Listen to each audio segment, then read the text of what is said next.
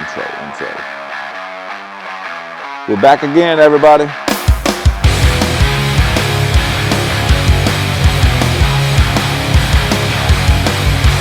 I'll hook my shirt up, we're gonna hang it up in the shop.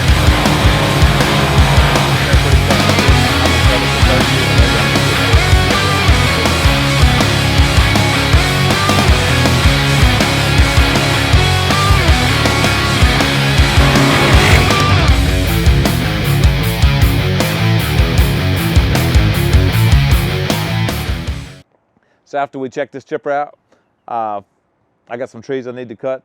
The skidder guy, he's gonna drag some this weekend, so I need to get some more on the ground for him to drag to get through the whole day. So we'll run over and check that out and show you how all that works. Mostly everything we run is Tigercat. Down here at Pro Login, checking over this machine. Got a Tigercat 720G. I think Ackman is up there in the cab checking on the hours. 8,006. 8,006. 8,006. So is that a lot or a little? When I ran other brands, that was a lot. Tigercats, you're just breaking it in 8,000 hours. Just breaking it in. We're around 2,000 hours a year, so 4,000 hours. 2,000 a year, 4 years. Mm-hmm. That's right. Yeah. So, like in the logging world, you have your Cat, your John Deere, and Tigercat. It's a couple other brands, but that's the main three. That's the main three. And the here's a 720G 2020 model. We bought it new. It's basically given no problems. I mean, when I say no problems, original engine, original rears, stuff like that. This is the first set of tires. The second set of tires. Second set. Yeah. So it's got.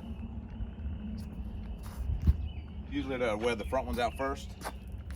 So when the front ones get wore, I'll switch them, put the front ones to the back, and put new ones on the front. So we just kind of rotate them. So when it starts getting a little rough, this tire wouldn't last much longer on the front. It would eventually start separating and ruin itself. So we'll put the front ones on the back, put new ones on the front, get longer life out of the back tires. Well, out of the tires, not the back. Now when it comes to machines, a lot of it is operator. If your operator likes your machine, he takes care of the machine, yeah, you have a great machine. Tigercat can have a rougher operator and not take as good a care, and it still be a good machine. It'll last. So that's one thing I like about them. They're rugged, they're tough. They're built for loggers. They're built for toughness. I mean, yeah, truthfully. Other brands I hadn't had as good a luck out of, so I've switched Bailey running Tigercats. And here lately, I'm not gonna lie, like I've been scared to death because they've been talking about all these tariffs, and like Tigercats come from Canada.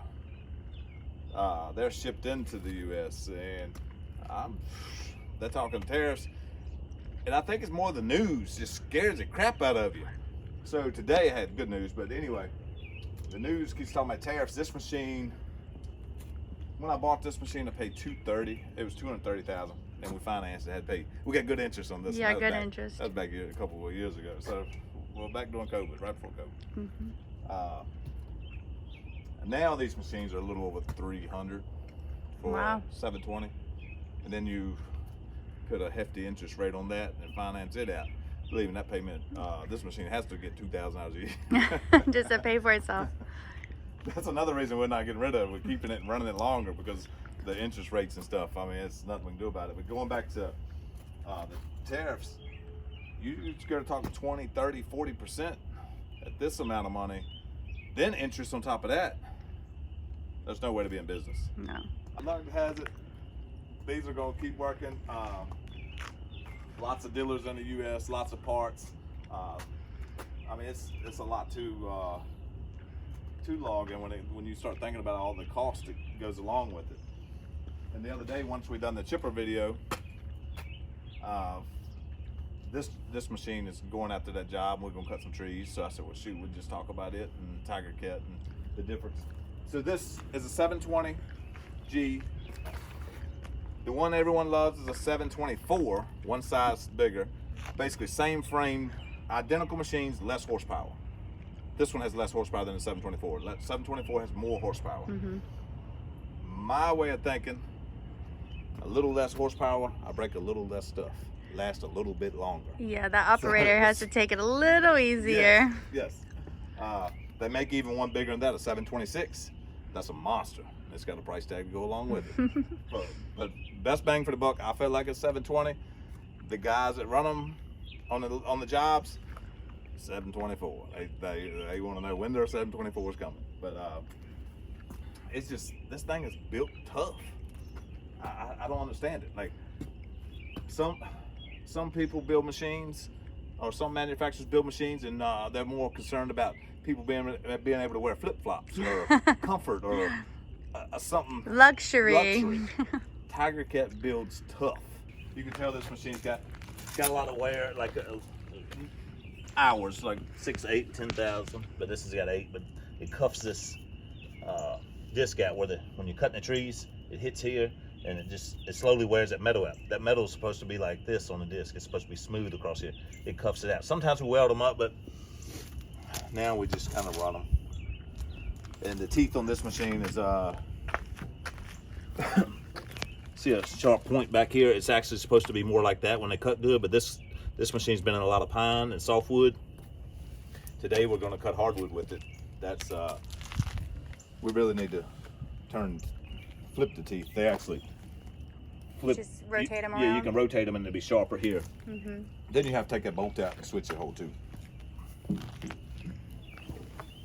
Let me see. You gotta look at. You can tell this one's. It's got a little crack coming in there. So, excuse me. This disc is basically out of life. It won't be much longer. We'll have to take the disc off and replace it. But for the amount of hours, all this is still in good shape. All this is good. And a mostly easy fix to swap it out. Yeah. It doesn't take long. But that's part of just maintenance on keeping your machine going. One of my main things I look at on the Tigercat, when I go to a job, you see like it's grease here, it's grease here, grease there. All that's easy to see the grease. The one place that the grease disappears, and you can tell if someone's greasing it a lot, is you check it right here. It'll be dry right here where this arm connects to the head. That's actually the pins that hold the head to the machine. It's hard to get grease to stay right there. You have to grease it constantly to keep that pin greased. If you don't grease it, it'll wear the bushing out and you have to change the bushing, no big deal. But to me, when you have to change the bushing, there's a sign you hadn't been greasing your machine. I wanted to explain how the head actually works on these machines. You see here, it's got a pocket.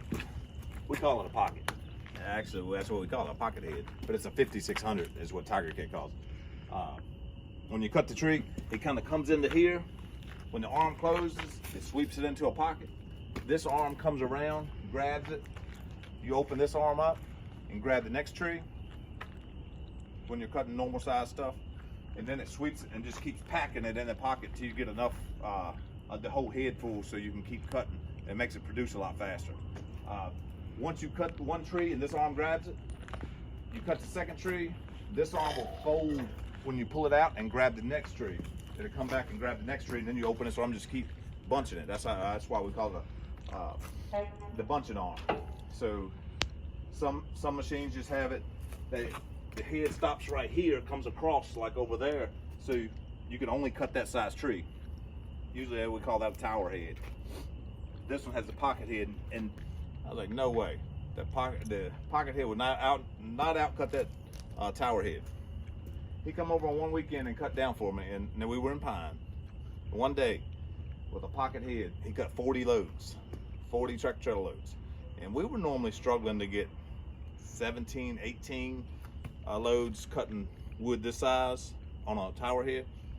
After he done that, I hadn't bought a tower head since.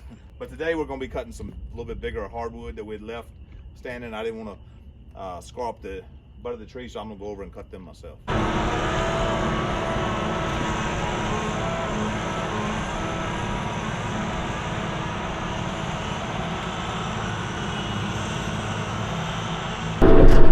This is the first one we notched. Let's cut this. Whoa, don't leave.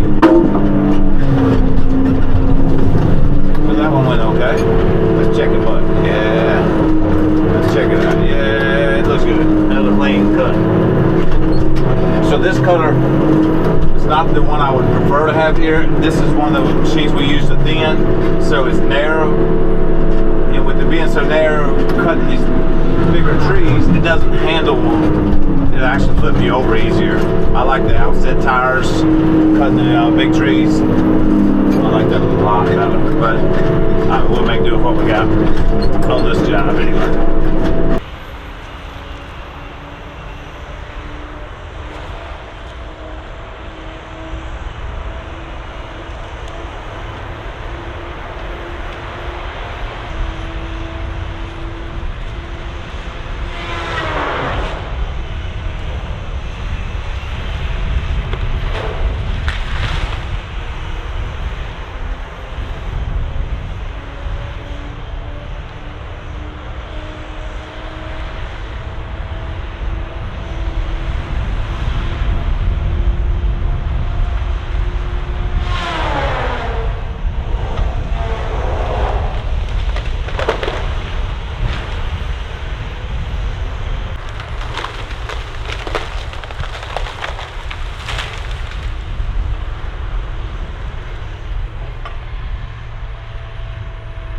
Slow it down. So that big tree is that oak is heavy. It's got a big top in it. And in reality, you're supposed to use a chainsaw to limit up, but I'm gonna try to use the cutter. Cut the top out just to make it easier to skid. It's not laying. It's perfect. We got one limb out of it. Try to get two out. That'll make it a lot easier to skid.